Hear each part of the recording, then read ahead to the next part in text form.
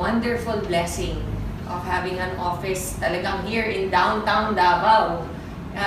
The company has only been open 6 months and yet we're all the way in Mindanao na. Can you imagine? Yes. Grabe si Lord, nakakalula. In fact, nag-uusap kami ni Ana kanina, nandun kami nagpipicture kami sa malaking sign nyo. And sabi ko, grabe best, nakaka-proud. Di ba? Sobrang overwhelmed. Iyakin talaga ako. Pasensya na kayo. Nakaka-overwhelmed talaga na. Ilan years na ba tayo nagkakilala, Bes? 2014. 2014. In 2014, nasa ibang company kami, ang dami namin hinanakit, alam niyo yung mga gano'n na pinagdaanan and everything. Pero, totoo pala yung sinasabi nila sa Bible na yung baptism of fire. Thank you, Bes. Di ba yung kailangan dumaan ka talaga minsan sa hard times para ma-appreciate mo rin. Eventually, yung pagdating nung lahat ng blessings ni Lord. Yes. At huwag mong i-take for granted. Yes. Mag-share lang ako ng konti. Sorry ha, sobrang emotional talaga. Ay! Woo! Time out! Okay, in year 2000, 2001, na-diagnose po ako ng breast cancer. Stage 2, right breast. Nakikita niyo, buo na ulit. Pinabelo ko na yan. And in 2001, stage 2 ako, I had to remove a large part of my right breast kasi nandun yung tumor. And sinabi po sa akin na cancerous siya. And 30 years old pa lang ako noon. So ang feeling ko, ang bata-bata ko pa, mamamatay na ako. Diba?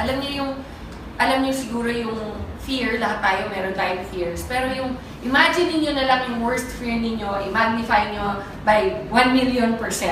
Ganon siguro yung dumating na fear sa buhay ko. And yet, at the time, because I was already Christian, which is why it's so important na talagang may relationship tayo kay Lord, is because pag dumating yung mga pagsusubok sa buhay natin, kahit na meron possibility na we won't make it, diba? There's a possibility na kunin na nga tayo ng tuluyan ni God, at least meron kang peace of mind deep inside na kahit ano pa mangyari, alam mo kung saan ka pupunta. Alam nyo, that gives you so much peace. And in spite of all the fear and all of that, talagang nagpursige. I prayed so hard. Sabi ko, Lord, kung trial lang to, kung may dahilan ka, kung may purpose ka para sa akin, why I am going to go through this journey, kasi everyday naman sa buhay ng tao is a journey until makarating ka na sa iyong dapat puntahan, which is either heaven or hell. Diba? And for us, hopefully, it is heaven, all of us.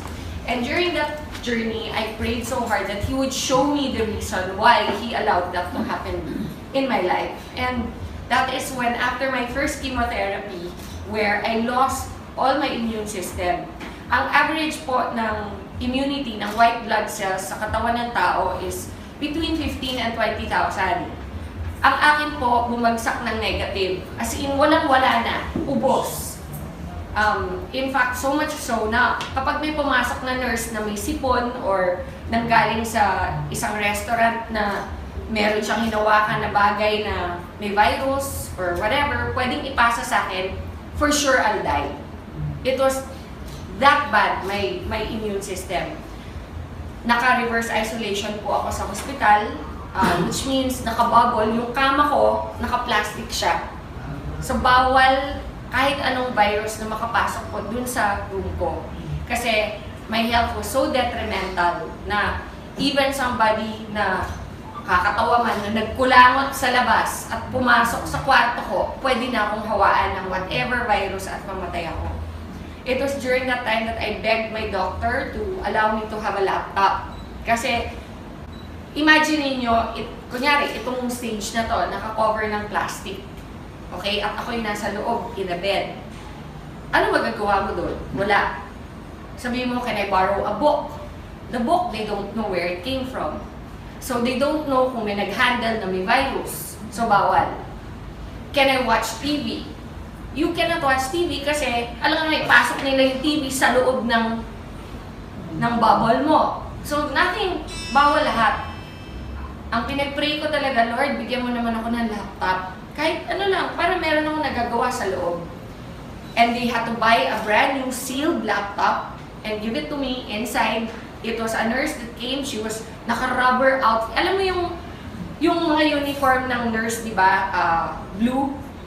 Pero ito, yung nurse ko, naka-blue pa rin siya, pero rubber yung uniform niya. Okay? As in plastic na makapal. Yun ang suot niya. Pinasok niya, naka-seal yung laptop, binuksan ko.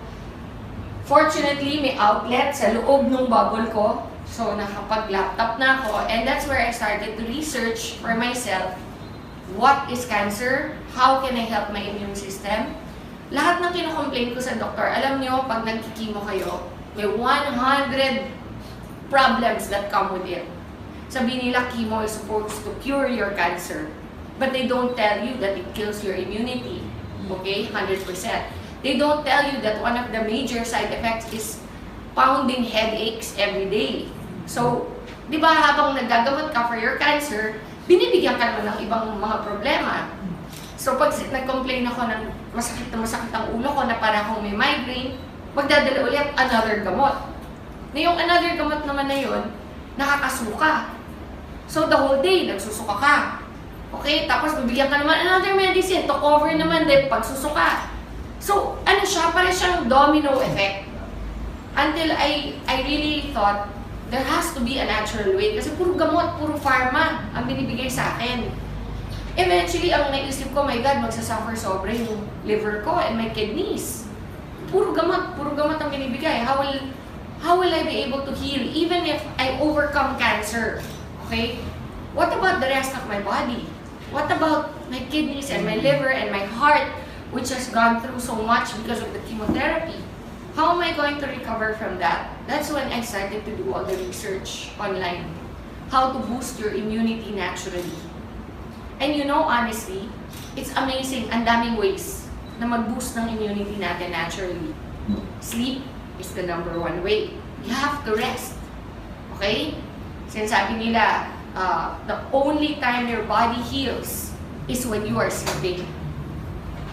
Did you know that? Di ba, iniisip mo, relax, beach, okay yan, di ba?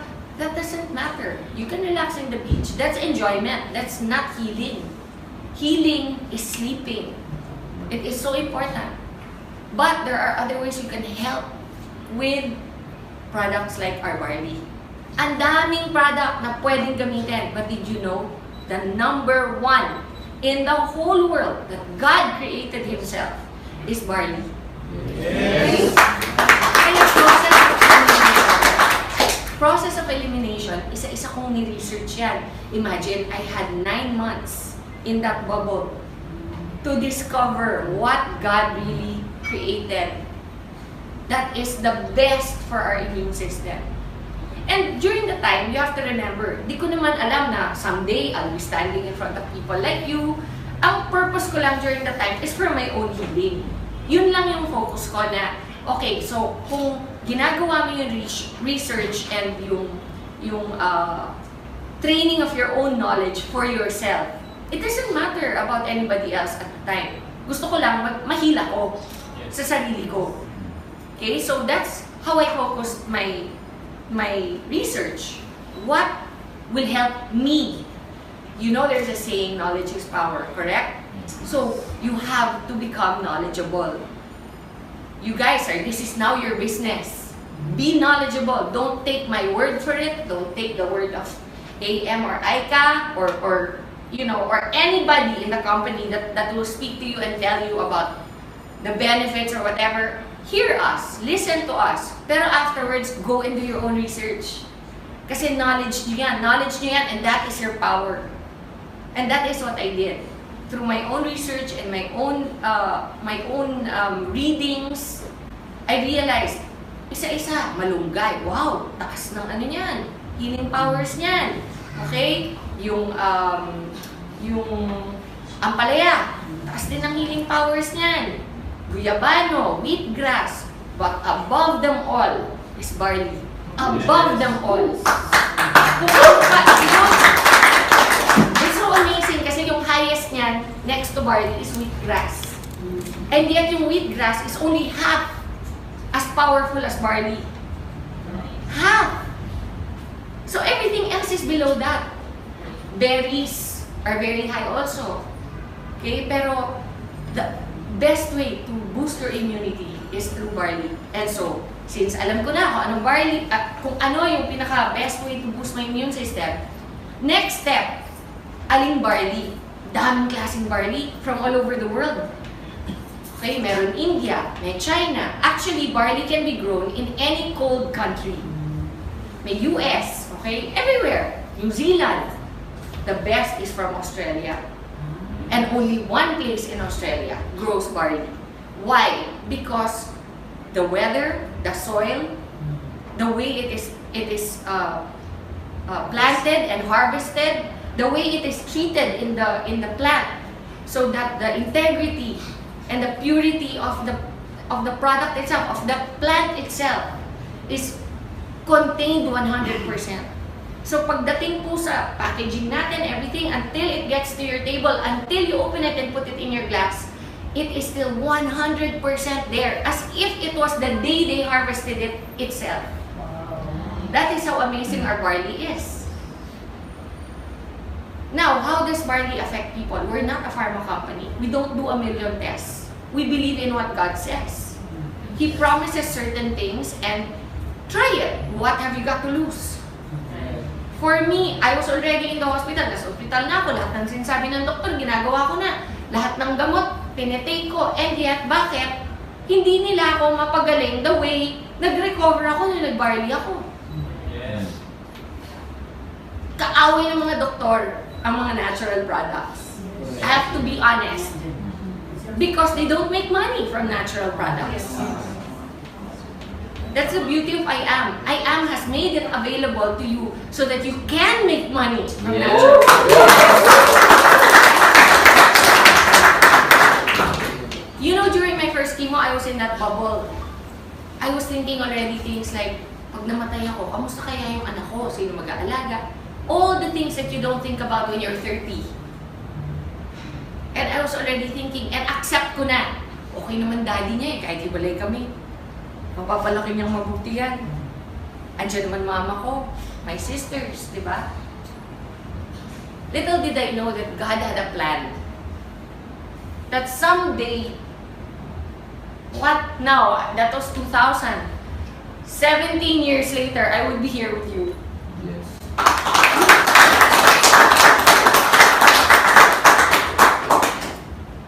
Iba magplano si Lord. Do not assume to know. Grabe, for me, kaya ako very emotional kasi it's so real for me. It was a time when I really thought na tapos na yung buhay ko.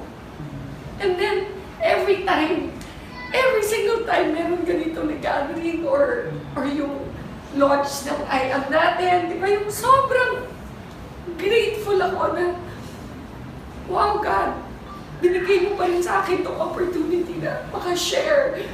Even if the worst thing happened to me in my life, na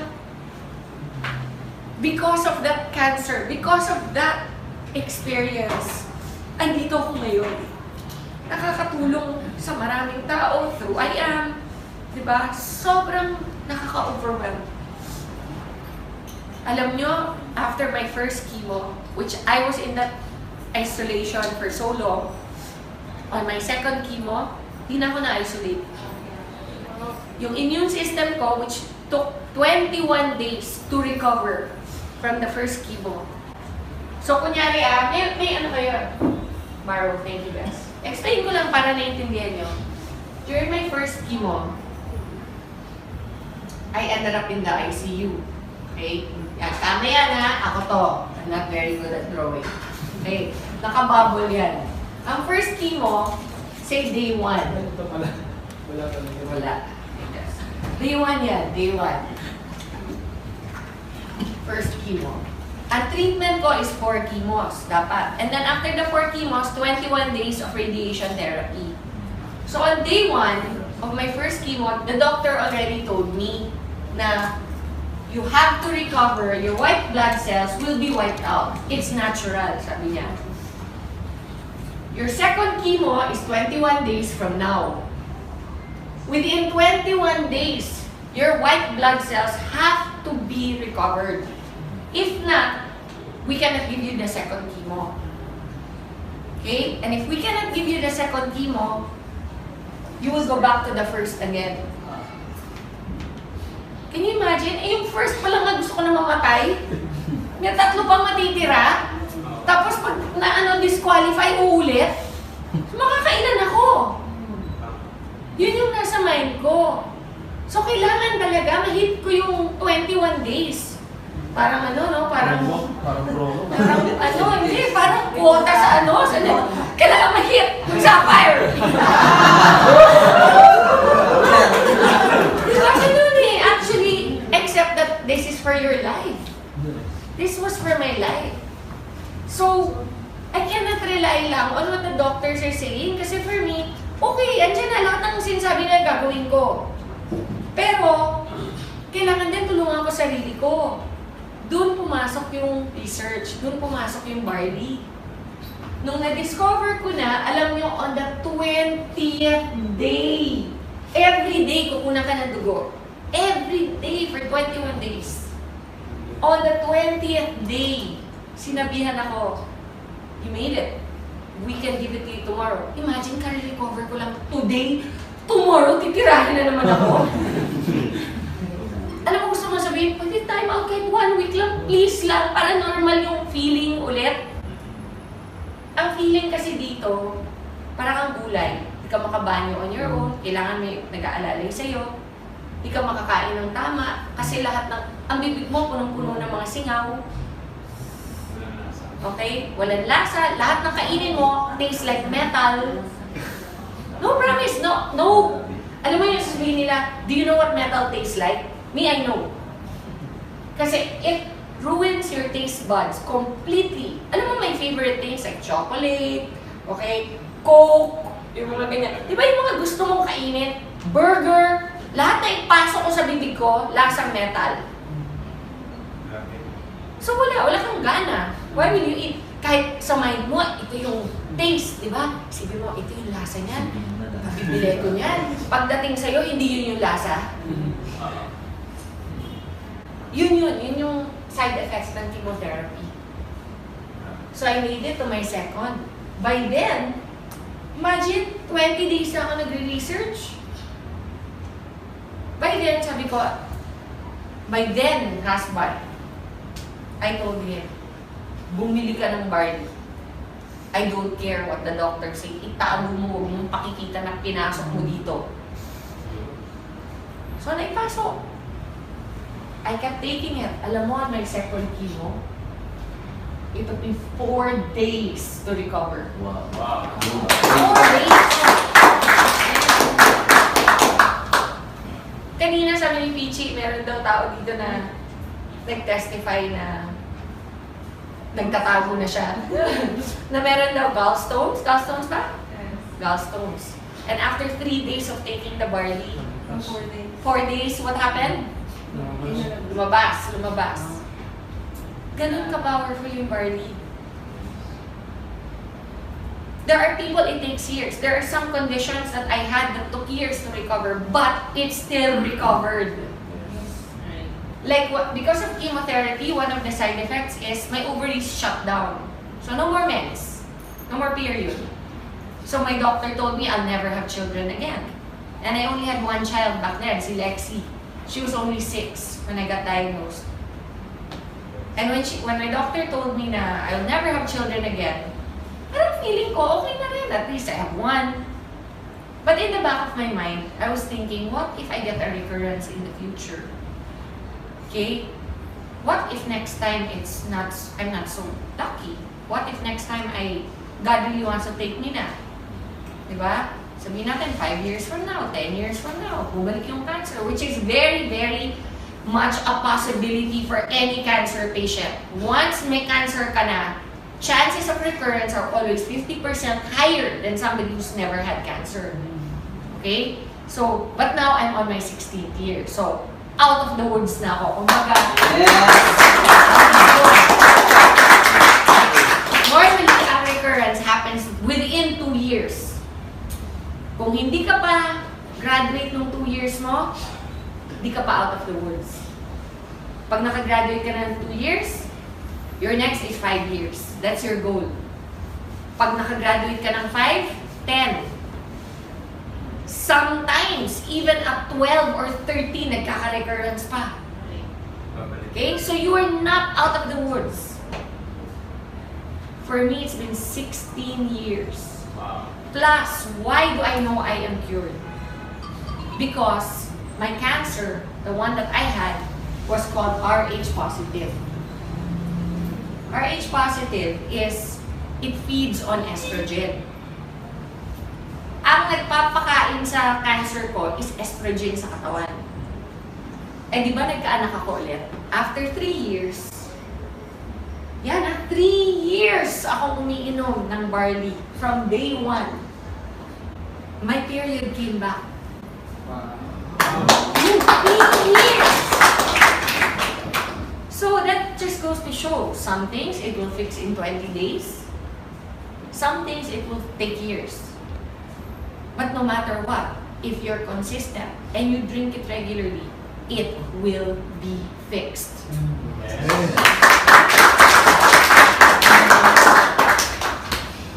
So on the 3rd year, I got pregnant and I have my son. During my pregnancy, all my doctors were going crazy. Nako, that's so dangerous. You have to have a medical abortion immediately. You have to do this, you have to do that. Nako, you cannot. You're a cancer survivor. Do you want to get cancer again? Yun yung sinasabi sa akin. Because nga, when you get pregnant, what goes up in your system? Estrogen. Correct? When estrogen goes up, I'm feeding the cancer. So whatever is dormant, whatever is sleeping in my system will wake up again. And it will be fed. And I will get it again. Yun yung fear. Even my mom, iniiyakan ako. Hindi daw ba sapat na pinadaan ko na sa kanya one time? At uulit pa ako. I'm so selfish. Lahat! I heard it all! You're a selfish person. You're only thinking of yourself. Lahat yan. Sinabi sa akin. But you know, I knew. In my heart, I knew. God will not allow this if there's no purpose. Yes. Yes. And you know, now my son is 12. Imagine he's 12. What if I had an abortion? He'd not be here. Yes. You know? And he brings everybody so much joy.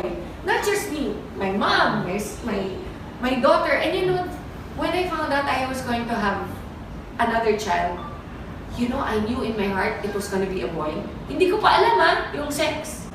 Pero in my heart, I knew God promised.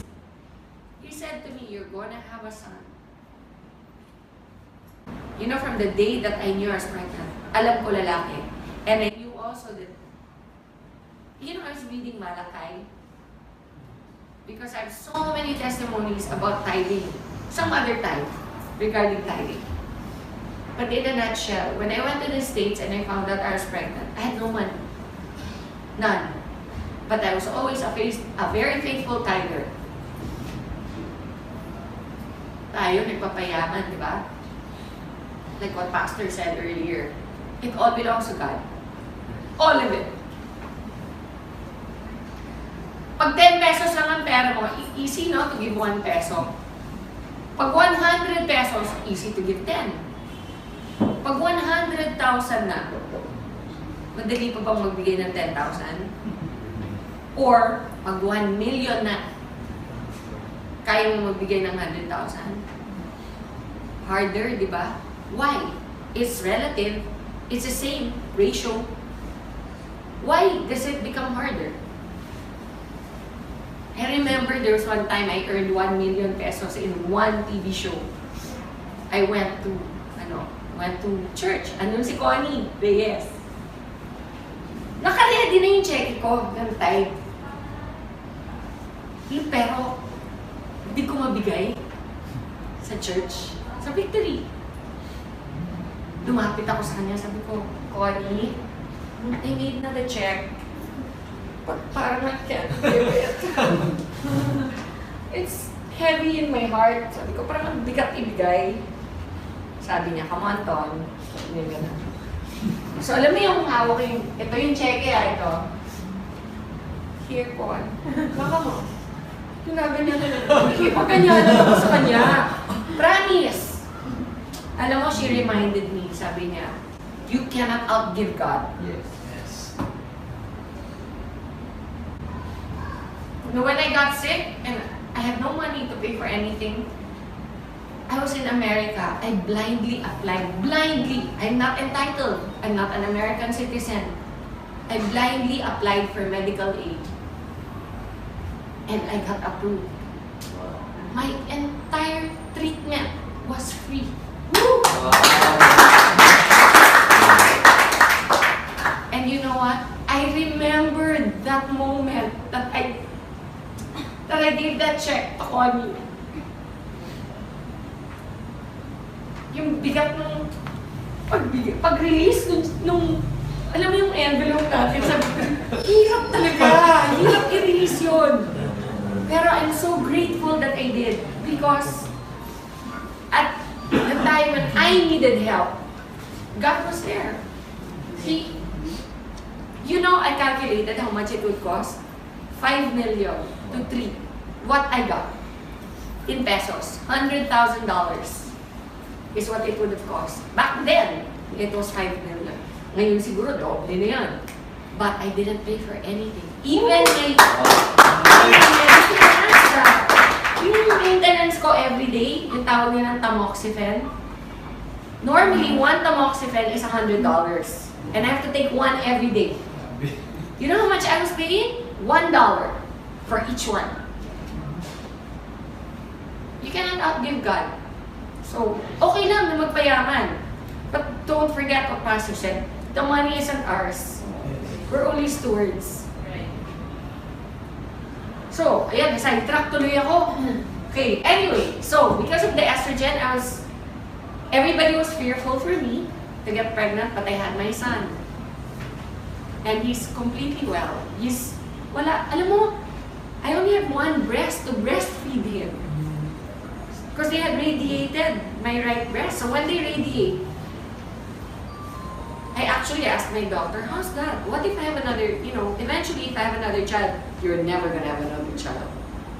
Alam mo yun, when somebody speaks into your life like that, how hard it is to receive and accept. But what if? No, you will never. No, but I'm just saying hypothetically, if. Don't do that to yourself. It's never going to happen.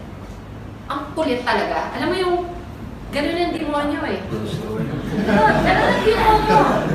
Promise, they steal and they lie. They steal your joy. And you don't let them. And even though he probably was an atheist, I looked him straight in the eye and I said, I rebuke that in the name of Jesus. I will have another child. And when eventually I got pregnant, 3 years after, I was already here. I was so excited, I called him. My oncologist in the States, I called him. Hirap pa get through. Dami, that oncologists in America are one of the richest because people get cancer all the time. So they always have patients. It's a business. Normally, they don't even know you. They don't remember your name sa dami. Pero ako, natandaan niya. Kasi number 1, I'm not from there. I'm from the Philippines. Number 2, maganda ako eh. What can I say? Diba? I must have made an impression. Diba? Number 3, which is probably most likely the reason why he remembered me, I was his youngest patient. Okay. I was only 30. Most of his patients are 60, in their 50s, ganyan. Siyempre, siguro tuwing ako yung papasok sa office niya, happy siya. Hindi masyonda yung pumasok, di ba? Hindi Jurassic. So, nagkaroon kami ng banter nung aking doktor. And I called him. When I called, I got his secretary, and the secretary said, "Oh, who is this, please?" Sabi ko, "This is Maritoni from the Philippines." "Oh, one moment, please." Ang bilis, sumagot yung doktor ko. Sabi ko, "Hi, Dr. Cooley, do you remember me?" Sabi niya, "How can I forget my beautiful patient?" Sabi niya, "What is something wrong? Are you having a recurrence?" Kasi normally, tatawag ka lang muna sa doktor mo kapag nagkaroon ka ng problema ulit, di ba? Sabi ko, "Oh, no, I'm perfectly fine, thank you very much. But I just wanted to call you because I remember how you told me I would never have a child again. And I just wanted to share the good news with you that I'm going to have another child." Those were my words. I'm going to have another child. There's silence on the phone, no? And then he goes, "Well, you know what? I'm really glad you decided to adopt." Ganon siya ka-certain that I will never be pregnant again. So I said, no, Dr. Cooley, you don't seem to understand. I'm pregnant. Again, silence. Tagal. Are you there? Are you still there, Doc? Sabi niya, no, that's not possible. Sabi niya sa akin. Sabi ko, "No, Doc, I'm pregnant. And I'm gonna have a son." Kasi by that time, alam ko na, no, I was already mga 4 months pregnant. And he said, "Oh, no, wait, what did you do?" Sabi, "What did I do? Oh, I had sex."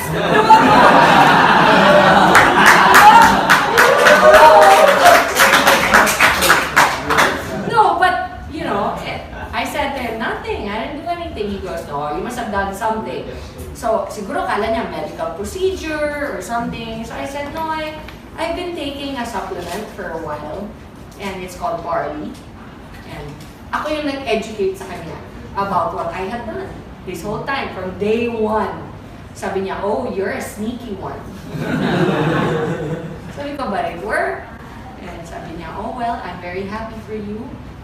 You know, and in as much as we are not allowed to recommend those things, being doctors, we do not stop our patients if they want to. Sabi niya. So, imagine, that's my oncologist na.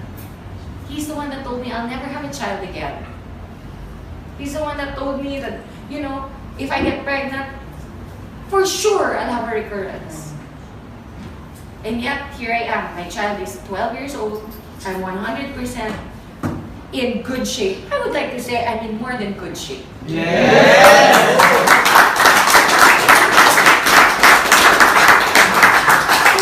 Sinishare ko lang to para malaman niyo kung saan nag-umpisa yung barley natin. It has come a long way. When I first met AM, you know, and he told me he was interested in the barley, parang protective pa ako. Di ba yung parang ayokong i-share? Kasi parang ang feeling ko, baby ko to eh. This is my baby. This is what helped me survive.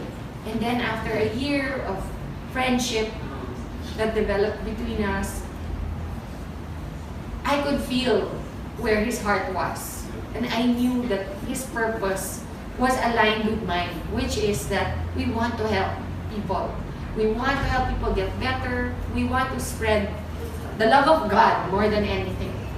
And one of the ways, ironically, is through one of the toughest things I've ever had to go through in my life. And something that I discovered during that time. So, you know, it is an honor and a blessing to be able to provide the barley that helped me to I Am Worldwide. So do not ever, I mean, if you have any questions, we're always available to let you know. You know, I always encourage also members. Kasi minsan may mga nagpa-private messages sa mga social media accounts ko. Simple things like, pwede ba ang barley sa diabetic? You can Google that. I am not your only source of information. Tama lang. Okay? It is in the internet. That's why I am proud to tell you, grabe ang galing ng barley natin. Kasi hindi lang po sa akin dapat manggaling yung believe din nyo. Ako lang po ay testimony. This thing that you see in front of you is the reason why I'm living proof that it works. Okay? But go and do your own research. Find out. Maybe, mas may alam pa kayo eventually kaysa sa akin about what Barley can do. Diba?